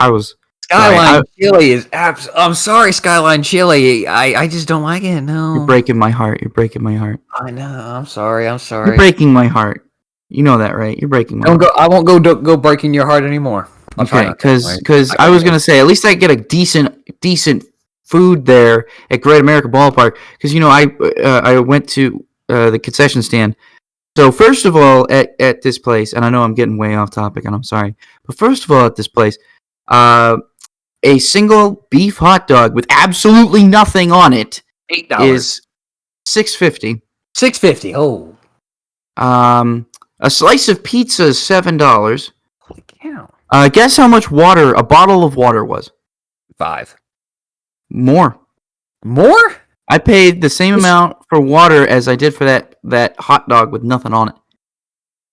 Man, we need more owners like Arthur Blank. It was awful. Oh! Don't even get me started on beer. Oh, I have never bought a beer at a professional game because I refuse to pay that much money for one. I don't blame you. At least in my current salary, I won't do it. If I make more money, yeah, sure. But I'll stick to water and Powerade or Gatorade or whatever the heck contract the team has. I won't buy alcohol there. I don't blame you because it was Budweiser was like $11.75. Gosh. And this is Budweiser. This isn't even like good. This is just Budweiser, and I'm pretty sure they came out of the same tap as Bud Light. And then Modelo, which was the quote unquote import beer, was $14. Okay, all right. Before we discuss ourselves anymore with the prices of concession stand food, let's go talk about that. All right, so this race at Pocono, and this race at Pocono was crazy because, like I said, I'm sitting here in the rain in the middle of a ball field, and I'm watching this race, and I'm pretty much assuming I'm like, all right, Kyle Larson has this race in the bag, so I'm checking in like all the time, to see what strategy's going on, right? I'm trying to see what strategies are going on. I'm browsing Twitter and stuff because YouTube TV still doesn't have picture-in-picture, which is stupid because on most other iPhones, you can get picture-in-picture, so you can watch. I want to be able to watch the race and browse Twitter at the same time while I'm out and about, whatever. Can't do that because YouTube TV doesn't have picture-in-picture for whatever reason on iPhones. I'm pretty sure they have it on Androids, but but I don't think I have it on iPhones yet. I know certain things do, certain things don't. Yeah. So I'm sitting here watching this, and I can't believe because this is like the best thing that happens to me is a great race while I'm waiting for a rain out at a ball game. I'm happy to be able to watch a good race. And it did seem like it was a very good race. The first Pocono race. Alex Bowman looked great all day, and it looked like it was more or less going to come down to those two. And I thought Bowman had it for a long time, and then Larson got by him. And then going into the last corner, I'm sitting here, I'm just watching this. I'm like, all right, well, Larson's got this one. Might as well check Twitter. And just before I'm about to like close out of the app and go check Twitter to see the status of the game, I see the tire smoke come out of Larson's car. I'm like, oh, I probably better keep watching this. And sure enough, he shoots right up into the outside wall. And Bowman goes right on by him. And I didn't really know. I wasn't paying attention to how far back Bowman was. So initially, I'm sitting here thinking, oh my gosh, he hit the wall. This is J.R. Hildebrand. What the heck going on here? Like, he hit the wall on the last turn on the last lap. This is unheard of. How far back is Bowman? Oh, there he goes. Yeah, I mean, very, very quickly, like on the scene and past him. I know Alex Bowman is no longer the showman; he's the closeman. That makes no grammatical sense, but I'm calling him the closeman. Bowman, the closeman, because Bowman is having a breakout season this year. He takes over the 48, and the next thing you know, he's like, "Where was this 48?" Well, him and Cliff Daniels, him and Cliff Daniels, right? Yeah, I think that's right. I think this was crew chief. Yeah, they're clicking. They are clicking. I'm not confident in what I'm saying anymore. I don't know why. I'm clicking on it right now to confirm that because I feel like I'm getting that wrong.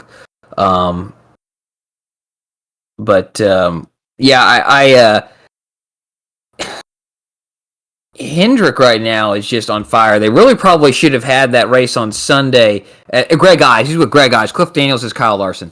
Greg Ives and him are clicking really well right now. He's had Cliff Ives or Greg Ives. We should have known that because he's had him with the 88. I don't know why we forgot about that. We both had long weekends. So if you don't know, I'm moving. So not only do I drive up to Chicago, I take time out of my moving schedule to go see this game that gets rained out. Yeah. But then I'm tired. I've been tired for like past 3 days because all I've been doing is moving. No, not 3 days. Past week, all I've been doing is moving. Josh, you were busy this weekend. You've been tired. We're tired. Just give us a break, okay? Give us a break, guys, this week, please. So this is just thank you. Hope you give us a break. But yeah, this is just not only Cindric just doing so well, but everyone, all four cars are performing. I know Chase is struggling a little bit. William Byron hasn't had the same spark as he did like the first 10 races of the year, but they're all still clicking.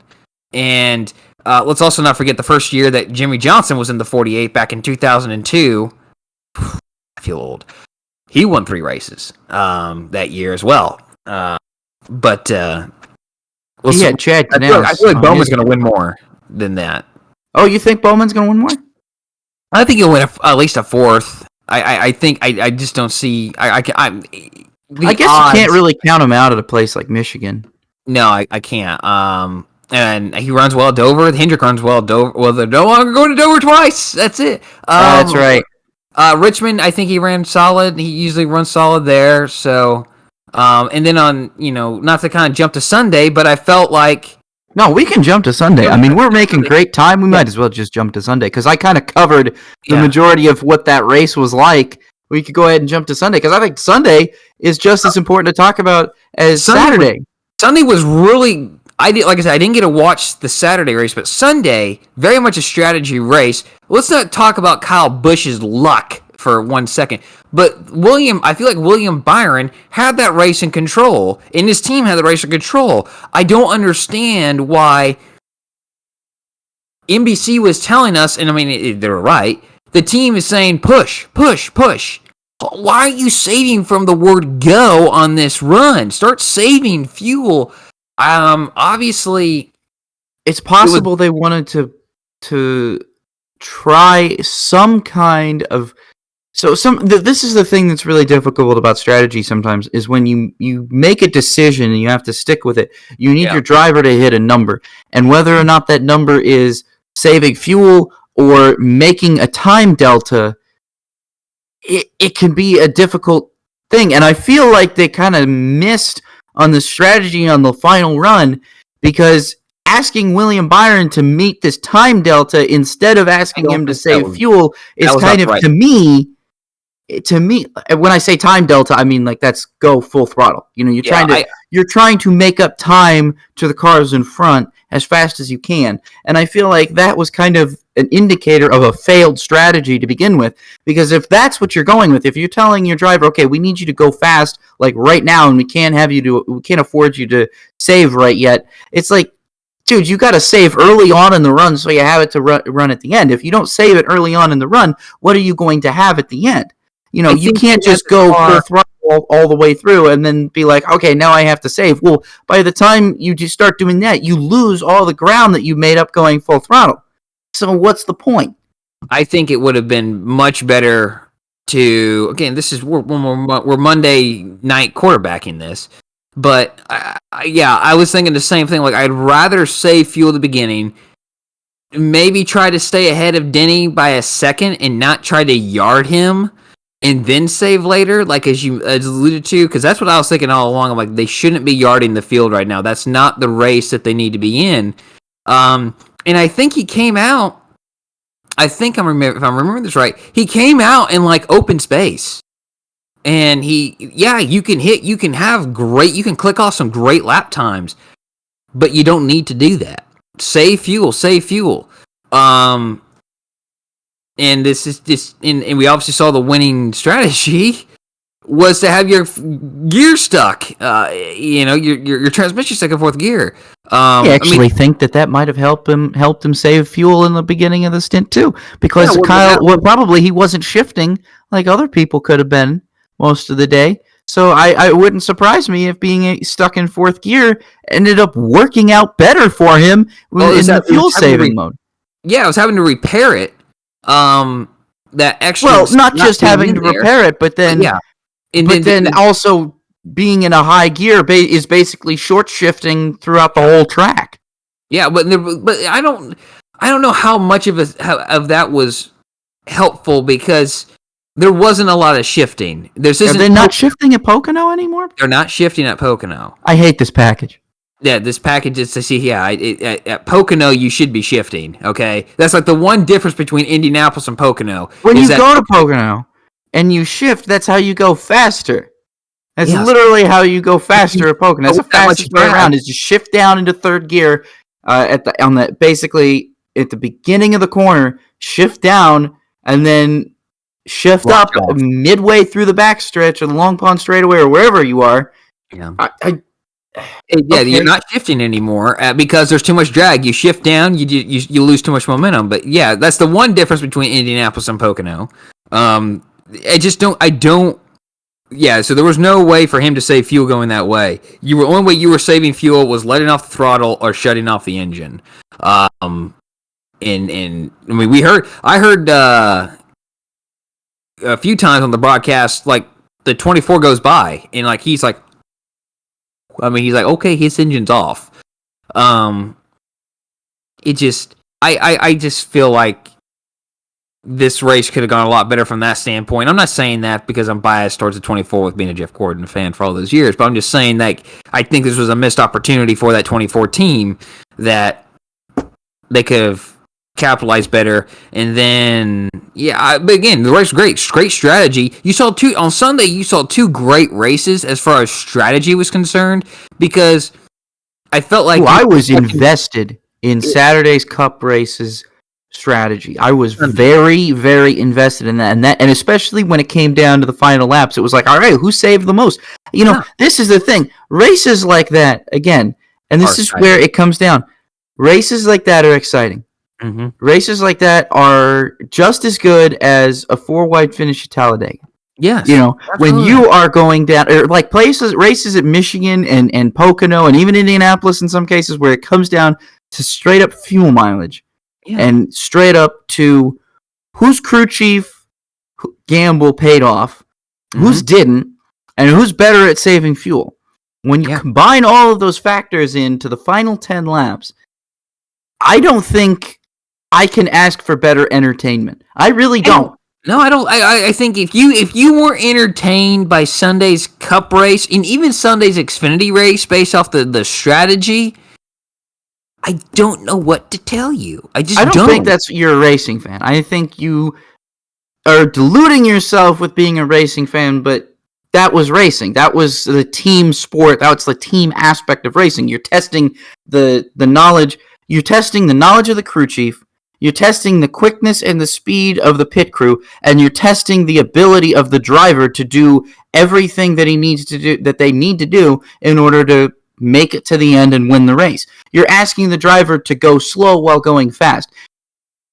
I can't understand how that is not an indicator for entertainment and just appreciating how much hard work and effort truly goes into this to every race team every week. Yeah. One thing I did want to say, again, I feel like I'm saying this with everything here today. I'm adding another point.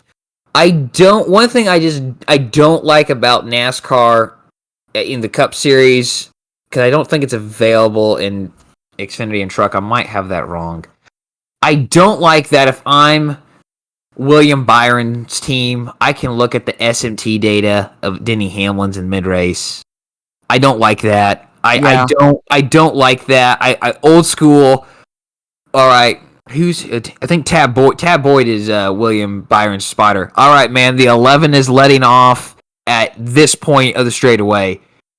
This is what he's doing. You know, you gotta. I think that's so much more fun because you don't. I'm like, hey, Jets over here. I'm the New York Jets. Can I see the Patriots playbook real quick? Can I just see what I think the next 5 plays are going to be? Thanks. I don't like that. I don't mind if you could say, like, I can review what Chase did. I can review what Alex did, or any Chevrolet team did if you in the Chevrolet camp after the race, if you're willing to share it, or your team. But I don't like that you're able to review it during the race. I think that takes away from the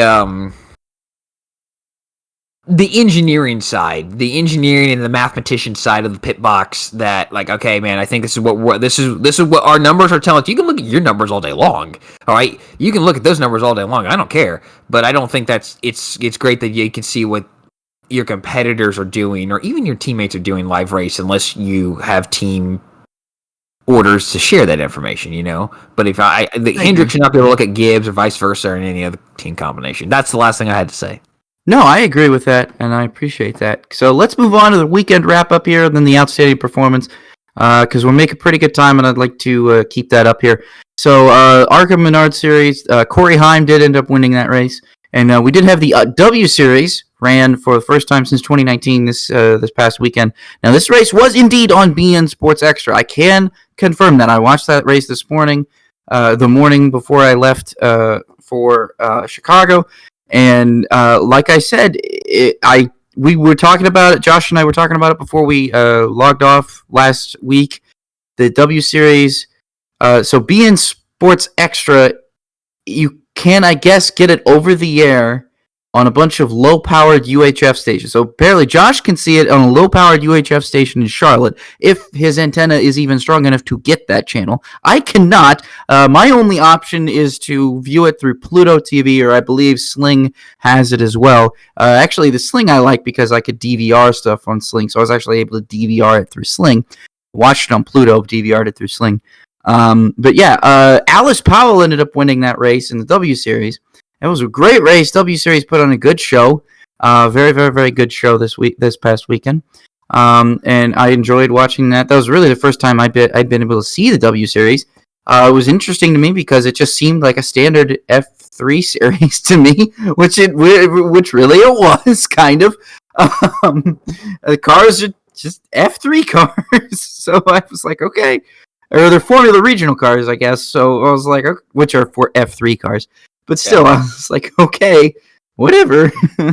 Anyway, I still thought it was a good race. No problems there. Really good race. Really good to see those women get that opportunity to kind of show what they could do in an F3 car and put on put on their best shows, because not many of them are probably going to get past that level, unfortunately. But it's great for them to be able to showcase their talents when it's very likely that they might not otherwise get an opportunity. That's one of the things. I was really critical on the W Series when it first came out, but I think it's kind of grown on me because I've kind of realized the more I research and understand feeder series, is the more I kind of see this as being a good thing, because this is kind of a series where sponsorship doesn't matter.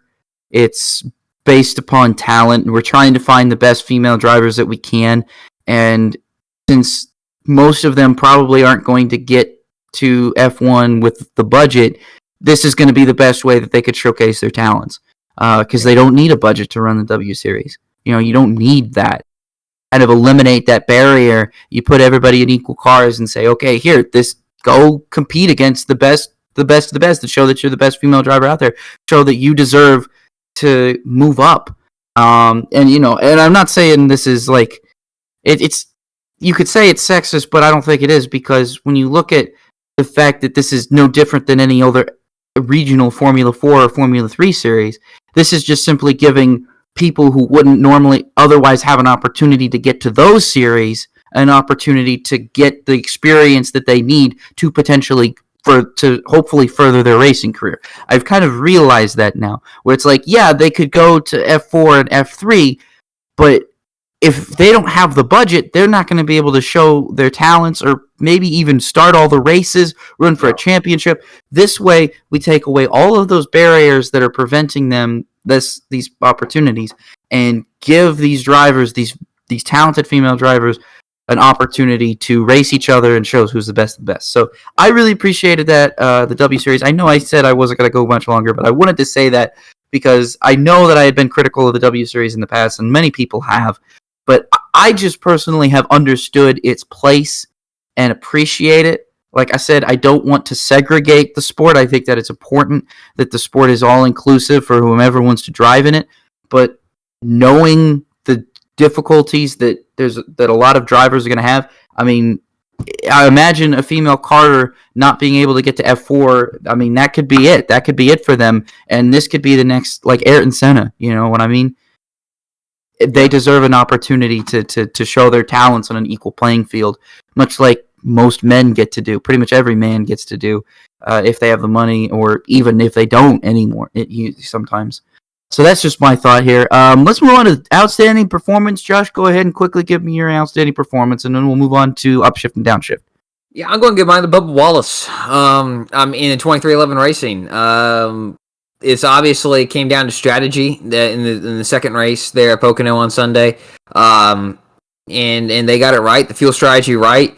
I felt like the post race interview was kind of odd. I'm like, dude, you just got top 5, your first top 5, first top 10 of the year with his team overall. But I like that I kind of appreciate that he wasn't over ecstatic either. But I feel like he could have, there's certainly more credit. This team deserves a lot of credit for what they did that day. He did his job behind the wheel, and his engineers on top of the pit box did their job. They got their job. And he did a pretty good job on Saturday, too, on the Saturday race as well. Yeah, I mean, that was a 14th place finish, I think, that day. So he had a great weekend at Pocono. It's the first place he got his first Cup start was Pocono back in 2017. Mm-hmm, so you're right. It was a good day. Good shot in the arm for this team. They broke the top 20 in points. So they're now on the TV points range there now. I still think they're going to need some really good runs here. There's still a lot of races left in the Cup Series. Because this was race number 19, so they got a few races left. But good showing for Bubba Wallace. Good to see him get that top 5 in top 10. Yeah, it was really good. My outstanding performance is going to go to Daniel Suarez. I know he finished 15th in the second race, but he had really great runs all weekend. I mean, that dude was in the top 10. If he wasn't in the top 10, he was fighting for a top 10 every single time. And again, you talk about 2311, and I'm glad that you nominated Bubba Wallace, because then I was able to talk about Daniel Suarez. Because when you look at both of these drivers, it's just amazing to see what they've been able to do with these single-car, brand-new teams. I mean, these Trackhouse and 2311 are single-car, brand-new teams that have, they have technical alliances, yeah, but they have almost no notes, nothing to work off of. Both of them, I believe, are working with entirely new crew chiefs as well. Chemistry. They don't have the chemistry. Yeah. I mean, well, we're seeing them build that chemistry. Daniel Suarez loves his current crew chief. I'm sure. I know Bubba Wallace has said good things about Mike Wheeler. So I think that this is just really good to see Suarez running up front. I mean, in a lot of cases, when I look at racing, it's a lot where you finish, but it's also how you run. If you can run in the top 15, top 10 all day, and if you just have a bad pit stop at the end and finish, 26th, that's going to look bad in the stat book. But what people are going to unfortunately forget is the fact that you were up front most of the day. Yeah. And I think that that's an important fact when you look at racing statistics to keep in mind. And that's kind of why I like, this is going to sound controversial, but that's kind of why I like the NASCAR stages, because you could kind of get a better feel for how well drivers are doing throughout the race by looking at their stage finishes. And just also look at the loop data, too. Well, stage finishes, I think, tell a better story sometimes. Yeah. Because it can kind of showcase, when you average out the stage finishes and the race finish, I think it can kind of show tell a better picture of just how well the driver did in the race. Yeah. If they finished 5th and 9th in the first two stages, but finished 26th at the end, then that kind of tells you, oh, they were really, really fast, but had a problem at the end. And that's what I'm saying. That's why I really like what Daniel Suarez and Trackhouse is doing, because they were having races like that. I think the second race they just caught out on the bad strategy, or the fuel mileage had a problem there, but other than that, it just looked really good. They just looked really good, and they have looked really good for the past couple of weeks. So I've wanted to nominate them. I know I have nominated Suarez for the outstated performance, given it to him the last several, for at least a couple of times this season so far. Yeah. But he's had such a good season. We both have. He deserves it when he deserves the credit where it's due. Mm-hmm. I agree. So let's move on here to upshift and downshift, which is, again, you can play along, use the hashtag RobinRoller, reply to our tweets, have fun. Tell us what you think. Again, upshift, we agree. Downshift, we disagree. We could throw it into neutral if we just really don't know. We're presented with a series of hypothetical questions and or statements, and that is how we answer. So first question here, Ryan Newman should take a competitive ride in the Xfinity Series or Truck Series as opposed to a midfield ride in the Cup Series for 2022. Do you upshift or downshift, Josh? I got to upshift on this. I think if he wants to continue to race, I think it's time for Ryan. I think he can still do it. All right, I think he can still do it and win races and win a championship. The problem is, I just don't think the opportunities are going to be there for him. I think it would be smart of a good Xfinity Series team or a good truck team to take a look at him. And I kind of pointed my finger at GMS Racing, where they have 5 full-time trucks. I don't know what the plan's going to be next year with going cup racing. But, they have 5 full-time trucks, and, 3 of them are kind of also has-beens this year, unfortunately. And I think Ryan could bring something to that team. He's made Roush better. He made RCR better. I think he certainly helped get Stewart Haas Racing off the ground back in the day. So, yeah, I think I would upshift. Go Xfinity or truck racing, win a few races, and, pull an Elliott Sadler towards the end of your career. I really hate to push him in that direction, but I think that's his best option. I agree with everything you're saying, but ultimately I'm going to have to downshift because I think Ryan Newman is above that. I think Ryan Newman is a Daytona 500. The fact of the matter is, Newman is a Daytona 500 champion. He's a Brickyard 400 champion. He's won Crown Jewels. He's paid his dues. He's done everything. He deserves to go out on his own terms in the Cup Series. I don't think that Newman needs to be taking this retirement tour in the Xfinity Series when he's perfectly capable. I mean, Ryan Newman seems like the only guy in the garage area who is not bothered by the grind of NASCAR, the NASCAR schedule. Fair. I mean, he seems like and I don't know if maybe that, caused his marriage to fall apart or whatever. I don't know. But he seems like the only guy in the garage area that is not upset about the grind of the NASCAR schedule. It seems like he welcomes it with open arms. It seems like Newman could finish 24th, get out of the car, completely forget about it, and be ready to go the next race. The next week. He just seems like that kind of guy. He has no reason to. I think if Keselowski walks, I think what Roush should do personally is they should keep Newman on, open up a third car for Keselowski, because if he's got an ownership role into it, then that means that he's got to be pouring his own money into it. So I don't see any reason why they can't keep Newman for another year. I think that Newman and Keselowski would make for a really, really good team. You would have two veterans with Chris Buescher, the kind of the young gun. I don't really think you could call Buescher a veteran yet. I mean, he's been in Cup Series for a while now, but 16 was his rookie year. And he is an Xfinity champion, so again, I would call him more of a young gun. But I think that would be a better move, is keeping for Roush, is keeping Ryan Newman than getting rid of him. And I really don't think that Newman has any reason to take a step down into trucks or Xfinity unless that's something that he personally wants to do. If he feels like he could still run Cup full time and competitively, then there's no reason why Newman shouldn't be doing that right now. So good discussion there. Let us know what you think about that one, and we'll move on to the next one. A chicane between turns 1 and 3 at Red Bull Ring would improve racing. Do you upshift or downshift this, Josh? I'm going to go quickly. I'm going to say absolutely not.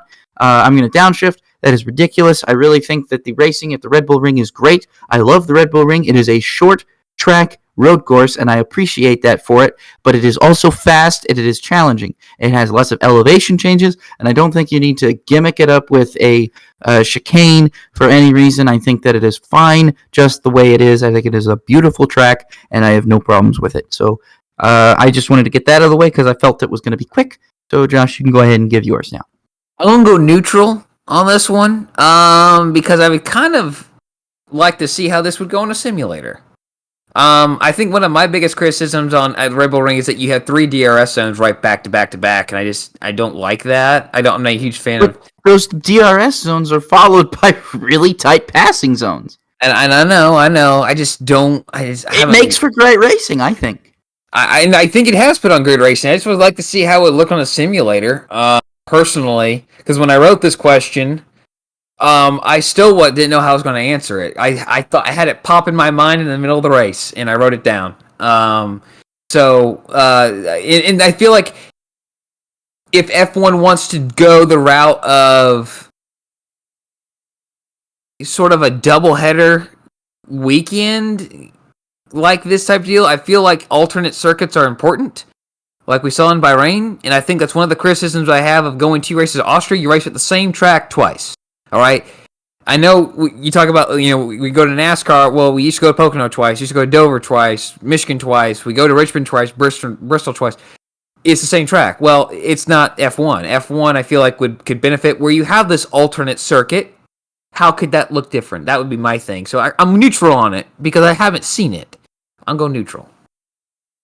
Fair. Okay. Next one here, an IndyCar NASCAR doubleheader at the same racetrack on the 4th of July weekend is a genius marketing idea for American motorsports. Do you upshift or downshift this, Josh? I think it's a great idea, but I'm going to downshift. I think it's kind of cool to have multiple races on 4th of July weekend and not be at the same place. I know I like the idea of NASCAR and IndyCar being at the same place on the same weekend, but I think it's just cool to kind of share the love on 4th of July, Independence Day weekend. I think Mid-Ohio, Road America, Watkins Glen, because IMSA is going to be there again this weekend, are 4 great places to be celebrating America's birthday. And while I think it looks good for TV, I just don't. I hate to do that to a racetrack where, all right, our 2 races with this series are on the same weekend. I don't think that's right. I'm going to upshift this one. I think that I would love to see if NASCAR really does want to, I guess, kill the idea of the Firecracker 400. It's not coming back. If they really just want to crush me like this and take away my favorite race of the whole year, because it was. I mean, I look forward to the 4th of July weekend because Daytona at night was my favorite race of the year, and it was the ultimate midsummer event. It was NASCAR Midsummer Classic. Yeah, it was my favorite. It was literally the event that I look forward to. It was like, you have the Indy 500, you have the Daytona 500, you have all those big events, but then I always had the Pepsi 400 circled as well because that was my favorite. That was a race that, as a kid, I really wanted to stay up late and watch. Because most of the time when NASCAR ran late, I fell asleep or I couldn't stay awake for all of it. But when the Pepsi 400 rolled around, I was like, Mom, I need to go to the store and get some caffeine. So I need to get some Mountain Dew. I need to get some Pepsi. I need something to keep me awake to watch this whole race. Because I remember I fell asleep halfway through it in 2003, and I hated it.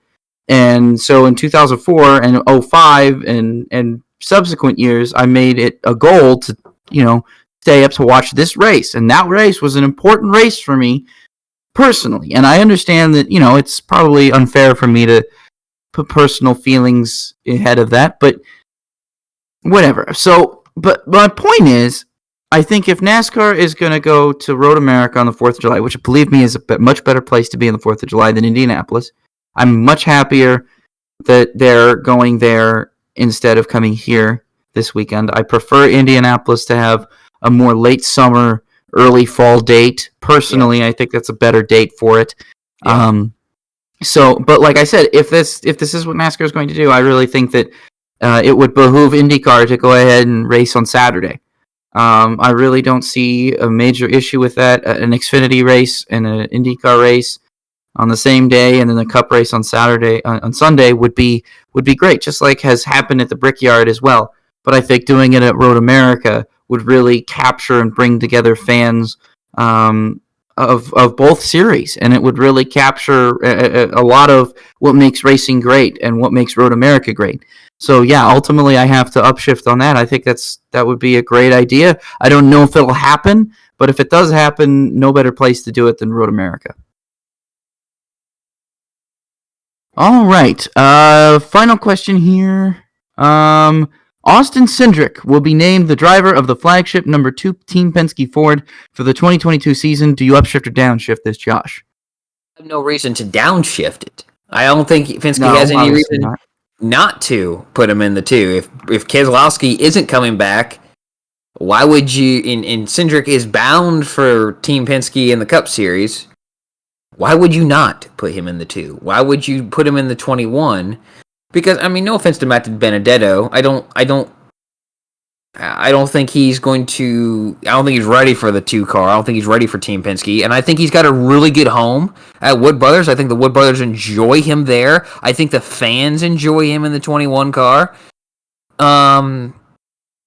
I just wish he was running better. I think we all wish he was running better and had more shots at winning. But Team Penske has struggled a little bit this year at times, and being a Team Penske car, 4th car there. But also Cindric's going to be named to the driver of the number 2 car. If he's not the driver of the number 2 car, I will eat crow again on this show. Except crow will be probably turkey again, just as I did at Bristol. That's fair. Now here's my thing. I think it's easy to upshift. There's really no other option for Penske at this point. I think Cindric will do fine in the 2, and I think the Wood Brothers keeping Matty D is the best thing happen because they can build on all the success they're having that they've had this year. They've had some bad luck, but they've also had a lot of success. Once they can get rid of the bad luck, I'm sure that there's just going to come more success for them as well. I really don't see any reason for this not working out. If Keselowski is gone, you got to move Cindric up because he's ready and he'll do fine in the 2, and Matty D will just continue to do fine in the 21, and you'll have this nice little equilibrium and no problems. So that's that for upshift, downshift. Josh, I think Rollers Featured Racetrack is going to be an interesting one this week, so I'm going to give you the floor here and go ahead and educate us on something very interesting. I'm curious about this. I've never heard about this before. I have no idea what I'm going to learn, but I'm excited for it. So, Josh, go ahead, and I'm going to hand the keys over for you for Rollers Featured Racetrack. All right. Well, thanks, Rob. So sunny beaches, Palisades Park, and a famous pier are just a few places that hallmark Santa Monica, California. We are all aware of California's auto racing heritage, especially in SoCal. But did you know an 8-mile, 3-straight circuit once welcomed early pioneers of the American auto racing to the streets of Santa Monica? It's been over 100 years since the streets of that town welcomed auto racers, but the streets that made up the circuit still exist in the same exact layout as it did when they first started racing there. Ocean Avenue, right alongside the ocean, conveniently named right now, was the main straight, and the start-finish line was at Montana Avenue. Turn 1 was at the corner of Ocean and Wilshire Boulevard. The circuit traveled northeast of Wilshire to the intersection where Wilshire intersects with San Vicente Boulevard. If you were to come to this intersection, if you turn left, as the racers did, you went onto San Vicente. But if you turn right, it's Federal Avenue today. So just, kind of helping you paint the picture there. So the racers turned left and continued in a basically sweeping left turn as San Vicente went from northwest direction to the southwest. A slight kink, left-hand kink in the vicinity of 26th Street, with another left-hand kink at 14th Street, and finally a right-hand kink at 8th Street kept San Vicente from being a true straight, but is considered basically just one straightaway. And then it intersected with Ocean Avenue. Racers turned left, and the lap was completed, and they went for another 8 miles. So compared to some courses today of the day, it was particularly shorter because some were 20 miles in length. These true road races that weren't on closed circuits could mount up to 24 miles, as some of them did, like in Long Island, because they had to get up to speed. They had to get the cars climbing through the gears of the day. And this one was only just a little bit over 8 miles in length. It's also important to note that when these races were taking place, especially in the early years, Santa Monica was only about 7,000 people and far less built up than what it is today. And it was somewhat of a resort town for Los Angeles residents, and even served as a home for movie stars at the time, because some of them couldn't even afford the high prices of Hollywood in LA. Can you believe that? They couldn't afford the high prices of homes there. I know, absolutely. I was kind of blown away when I found that out, but that's the way it was. So, turn 1, Ocean turning onto Wilshire, was known as Dead Man's Curve, despite no one ever being killed at this corner. No one was ever killed there. I think it was just newspapers trying to sell ad spots and say, hey, come to the races. And I don't know, it's just funny. It's funny how it's all get out. No one ever died there. But one of the first racing entries actually did take place here. A car came in hot, missed the corner, struck a tree, and a guy fell out of the tree and broke his arm. So that was kind of an interesting little note there. He didn't die, but he was hurt there. One attempt to help cornering was to build a wooden banked corner, but drivers rarely use this because when the races would start, might be in the early morning hours. Well, wood is going to be wet, moisture, especially there alongside the ocean. Well, what happens when you get on a wooden plank and you run? You slip. Well, now trying to do that going 80 miles an hour, breaking to 80 miles an hour, you're just going to fly off. So they just missed it, and they went around and around the corner, and they cut it. One of the reasons that this race took place, or the reason these races took place, because the dealerships wanted to showcase their automobiles. They came in and they graded and widened the roads, packed them in, sprayed them with oil, which provided Santa Monica with additional infrastructure. All right, they were able to say, hey, we got nice streets here. All right, come help us, build our town. So that was good for them. Santa Monica benefited just from that alone. The races helped them benefit.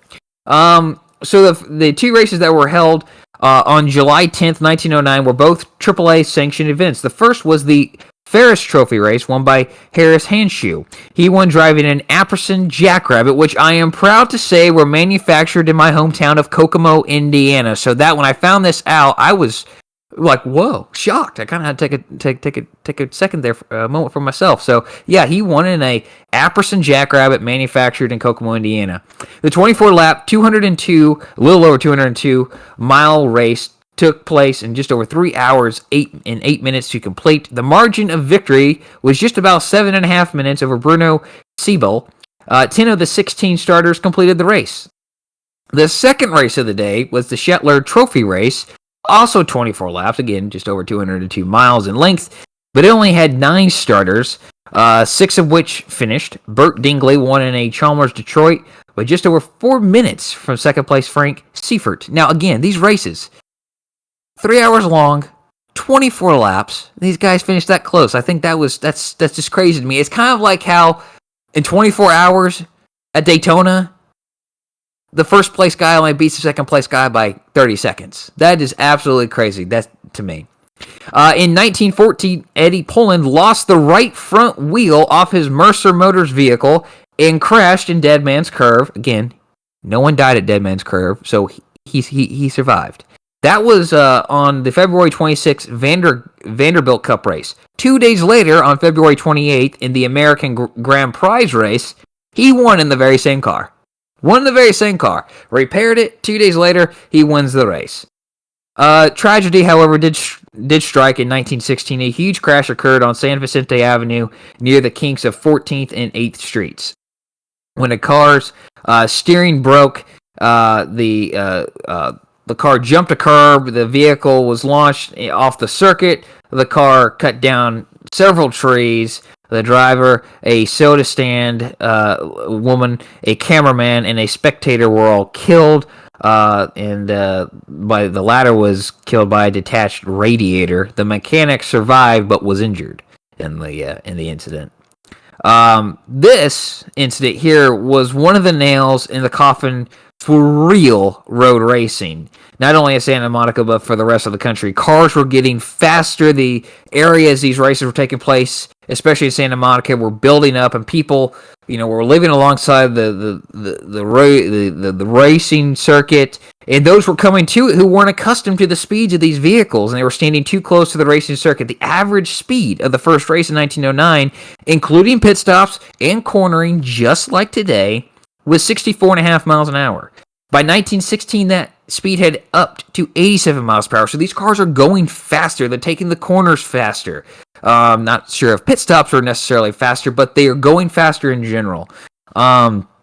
So after 1916, the races kind of didn't happen, primarily because of World War I. And they didn't take place in Santa Monica. I don't have this written down here. They took in 1915 because they took place in San Francisco. Part of the Pan American Games, I believe, if I'm remembering that correctly. I might be wrong on that. Again, I didn't write it down. But there was one final race in 1919. This was a AAA sanctioned event. The track was shorter, however, but it did follow the same basic layout as the previous races because Ocean Avenue had been built up in the previous 3 years, so the circuit turned left off of San Vicente Boulevard at 8th Street, which is now Lincoln Boulevard, and took that to Wilshire Boulevard and went north and turned at, again, San Vicente on the north end. So the circuit was now 7.36 miles in length. The winner was millionaire sportsman Rick Cliff Durant, who was the general manager of Chevrolet's Western operations at the time. He raced a Chevrolet Special, completing the 34 laps in 3 hours, 4 minutes, and 45 seconds with an average speed of 81.27 miles per hour. The races on the Santa Monica road race course are credited by historian Harold Osmer for the city's independent survival. The city of Los Angeles swallowed up other surrounding towns, but Santa Monica never succumbed to annexation. The nationwide and regional attention, coupled with the revenue dollars brought in from the races, and then the dealerships paying for the course's maintenance, basically, helped the city financially. So part of the reason, if you're a resident of Santa Monica, you've been to Santa Monica, and the reason you're not in Los Angeles is because of these races. This guy says, and I can't say I disagree. In total, 15 races were contested. Ralph DePalma was the only driver to repeat as a winner, claiming victory in the 1912 Jepson Trophy race on May 4th, driving a Mercer, and again in the Vanderbilt Cup race held on February 26, 1914, driving a Mercedes. Harold Osmer, Racing Reference, the Los Angeles Times, provided information for today's featured racetrack. And a quick note, in the second of 6 videos dedicated to the Santa Monica road race course on Osmer's YouTube page, Harold, Harold, Harold, Osmer, Osmer. Look it up. These are really good videos. If you pay attention to them, he's speaking to a group of people, but it's really good videos. About an hour of your time, but it's worth it. He says that Southern California the region has held more auto racing than any other place on Earth with an official tally of 174 sanctioned racing venues. And I can believe it. I can believe it when I look at there's this one book I have that has all these racing circuits listed in the United States and Canada. You know, California is like, I don't know how many pages of that, but I can kind of believe it because, you know, when I think of old LA, I think of automobiles, and it just, to me, it spells that. So I can believe this. I kind of want to go down there and list them all off and count them myself. I believe this guy. I just quote heard of him, but again, I other places I've seen this too. We're seeing the same information. So this guy's really good. Go watch these videos. You'll learn something more than I could provide here in just a few minutes. Otherwise, I'd be here for about an hour talking about it, right? So that was Roller's featured racetrack today. I've wanted to do this one actually for a while, but I've really never researched anything about it until this weekend. So I was proud to share this one. I love these old races. I love learning about these old AAA, you know, early IndyCar, and this is IndyCar predecessor tracks. And Rob, I hope you enjoyed it, and I hope you listening, you know, in your home or in your car, wherever you're at, enjoyed it too. I absolutely enjoyed it. Thank you so much, Josh. Well, that's about it for the show today. Thank you guys so much for joining us. Let's take a look here real quick before we go. What's in the windshield? It's Independence Day weekend here in the States, and for race fans, there is a stacked lineup on July 4th. So XRX will be at Lucas Oil Raceway in Indianapolis on Saturday, July 3rd. That'll be cool again. I'm going to try and see if I can go to that. No guarantees, probably won't be able to.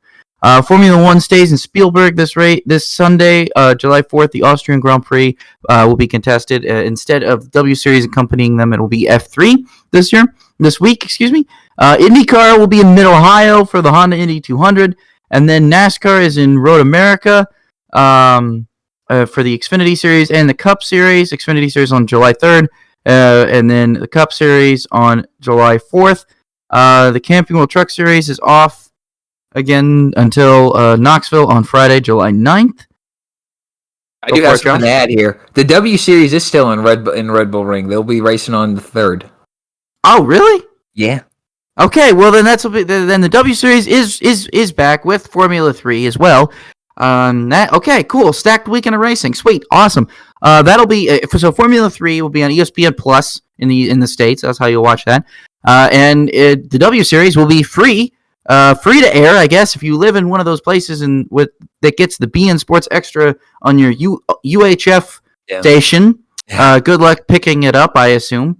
But hey, or you can watch it on Pluto TV, or I believe it's also on Sling TV, and you can probably watch it direct from the feed as well. There's other places I'm sure you can watch beIN Sports Extra. It's a digital only channel, and then for some reason, I don't know, it's not the big beIN Sports that like costs a lot of money. Why ESPN is not covering this race on some? I don't know, man. I'm really upset that it's not on ESPN Plus. I wish W Series was on ESPN Plus instead. I'm sure it'd have a lot more eyes on the product instead of beIN Sports Extra, because I can guarantee you, very few people actually watch beIN Sports Extra, and I'm sure a lot more people will have ESPN Plus. Yeah. So that's that. Yeah. Hey, thank you guys so much for listening to this week's show. I'm sure there's probably other races that I'm missing right now, but I'll talk about them on Twitter. Follow me on Twitter. Follow us on Twitter at rpeters33, at roller_01, at robinroller. You know where to find us. Guys, thank you guys so much for listening. As always, we appreciate our loyal listeners. We appreciate you guys. Thank you so much for listening. And we hope you guys have a great 4th of July weekend. Stay safe, stay cool, and enjoy your time out there. And just overall enjoy the racing, because there's going to be a lot of it this weekend. Yeah, so be safe out there with all those fireworks too, folks. Yeah, don't be Jason Pierre-Paul and blow your fingers off. So for Josh Roller, my name is Rob Peeters, and this has been the Racing with Rob and Roller podcast. Have a great week, everybody, and we'll see you next week.